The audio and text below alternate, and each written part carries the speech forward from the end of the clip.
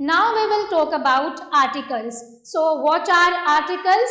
So basically articles are words that we use before the nouns to tell about the nouns, and we have two kinds of articles, definite articles and indefinite articles. Now we will talk about the indefinite articles first. So the form a or n is used before the singular nouns or before the countable nouns when it is mentioned for the very first time. For examples, I need a room. A car must be insured. He is a man. Now the form n is used before words beginning with vowels, and we have 5 vowels: a, e, I, o, u. If any word is starting with a vowel sound, we will use n before the noun. Now, an apple, an island, an uncle, an onion. So, these are the examples where we will use an article.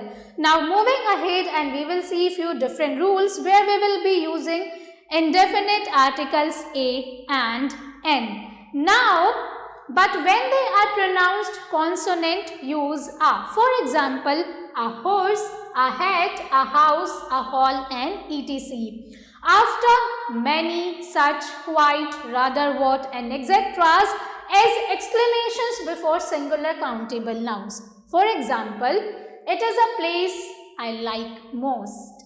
What an ugly person he is. And we have already learned about the exclamatory sentences. So I hope it is clear to you all.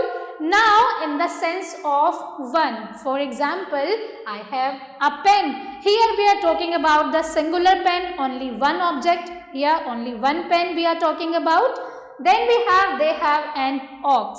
Now the English vowels a, e, I, o, u don't always sound like a vowel. They sound like a consonant sometimes. For example, a university student, an if, an album, an astronaut. So, we will use a or n before the sounds. Now, to show frequency with time, quantity, distance, price, speed, ratio, numbers or weights. For example, once a year, twice a week, many times a year.